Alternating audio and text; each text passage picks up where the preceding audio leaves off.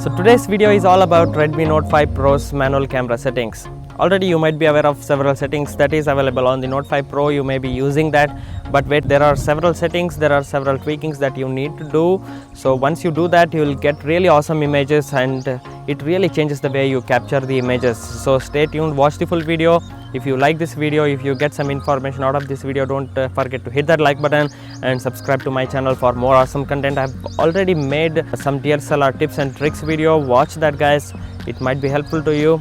So yeah, let's start with the Redmi Note 5 Pro's manual mode and what are the things that you need to change. Let's look at that.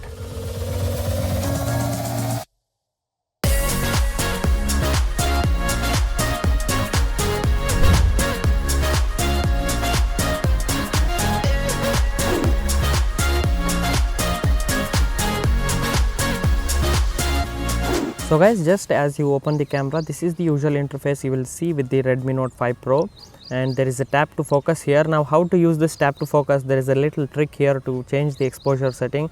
So what happens is, say that your foreground elements is on the darker side, what you have to do is tap on it to focus, and once you tap on that, there is a little arrow marks here. So you just hold that arrow mark, and when you just move the slider up, you will increase the exposure value. So this is where you get the exposure value to change, and it will really boost the shadows so that you get proper detail and proper bright images. So what other thing happens is, even the highlights will get blown up, so don't increase it to too much value, just increase it slightly so that you are getting properly evenly lit images. So once you are confident of that, just click the picture. So this is how you use it. The next setting is the HDR. As you guys already know how to use the HDR, I have made several videos about the mobile photography. Please watch that on my channel. So this is how the shades of black and shades of white work with the HDR. So once in HDR, click the picture, that's it. There is nothing much to change over here. So guys, once you tap on these three stripes, you will see that there is a straighten. Instead of giving the grid lines, instead of giving electro level meter, Xiaomi has given you straighten, which will live show you how the framing is straight, how the framing is weird, how you are holding the angle. So depending on that, you can change the angle and make sure it is actually fitting in the frame so that you get straighter images horizontal to the level. So that's how you use the straighten mode. The next mode we'll be looking at is the tilt shift. And as you guys know already, I think most of you use this tilt shift. If you are capturing particular subject of, say, flowers or a person, then you can use this as a bokeh mode as well. So this really shines when you are using it for a particular subject. So this parallel thing will work in landscape, or say if you are capturing from the bridge and you want that only street to be captured in detail, you can use this parallel. So that way you can utilize the parallel mode. So you have circle, you have parallel, and again you disable that. There is a timer, I don't have to explain that. There is a scene mode here. What this does is, it will give you already set algorithms. So they have software implemented on how to capture landscape. So for example, if I chose the landscape, there will be little saturated images, you get more greens, more blues. So that way you can actually capture good images when you just select the scene. Instead of just doing point and shoot, what you can do is go to the scene mode, and depending on what scene you are capturing, you just tap on that and you'll get really good images. Even there is a night mode, so it works well so that it gives you evenly lit images. There is a night portrait as well. So there is a beach, there is a snow, there is sunset mode, there is fireworks, there are flowers. So this is how you can use the scene mode. There is always auto otherwise. So the next mode is HHD. This really works in night situation, night environment. What you can do is you enable, and when you capture, make sure you are holding it very steadily so that you don't shake the picture and get blurry images, especially in the night conditions. You enable the HHD and very stably hold, and you capture the image. What happens is, it will capture multiple images and stacks it to give you very nice exposed detailed images. So that is when you use the HHD. There is a new beautify mode here, and if you tap on it, once again you get beautify pro. What it does is, it will give you extra bokeh effect when you use the beautify pro. So that is how you can utilize that. Again, it works only when you are capturing subject very closely. And there is dual camera watermark. Now come on, there is nothing setting here to change your watermark and enable your name. So you cannot edit the watermark. You can just tap on this to get Redmi Note 5 Pro's watermark. That's about it. So only these are the settings that is available on the three stripes. There are filters here. Some of the filters are really good, some are just plain Jane, nothing really works out of it. maybe for a particular situation it might work. You just have to do it trial and error. Now if you go to the Pro mode here, there is nothing really that they have given you to change inside the Pro mode, which is a bummer I would say for Note 5 Pro, because the name itself says it is a Note 5 Pro, but you are not getting Pro mode, and you get the Pro mode in other smartphones such as Honor 9 Lite. For just 10,000 rupees you can really customize the features, but that's not the case on the Note 5 Pro. You only get the white balance, and that too you cannot customize the number, you just select on the default settings like this. So depending on the situation, depending on the scene, if you want, if you think that the colors are not accurate, then just do some testing with the white balance, then that should help you in certain situations, not all, because you cannot change the numbers. The next one is the ISO. I suggest you leave this ISO to auto itself, because it does good job when you set to auto.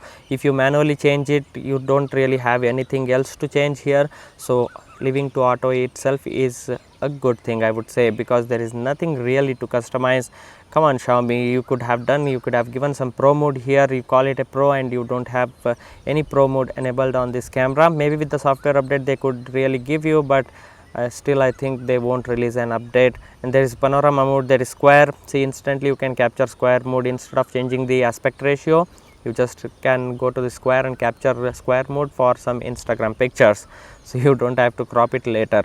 There is a portrait mode. See, now if you are in portrait mode from the rear camera, already you can see that it is detecting this as a particular subject and everything else is background blurred. Then what you can do is tap on this portrait, you get the crop and extra depth. So this is really awesome. Inside the portrait mode, you just tap on this again, you will get, for example, if you want to capture some burst shots of a person, then you can really use this feature and capture some really good images. That is what I will be showing you with an example, guys.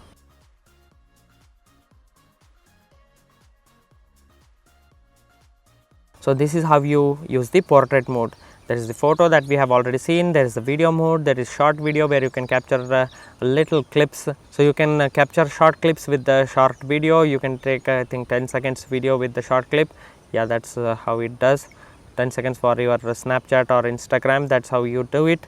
Now the most important interesting thing on this Redmi Note 5 Pro is inside the settings here. So if you tap on the stripes, you get the settings. You just go to the settings here. So inside the camera settings, save location info. If you want your pictures to have a GPS tag, then use this save location info. If you want to enable camera sounds, you can do that. Now what I am trying to show you is enabling this grid line. So tap on this show grid line.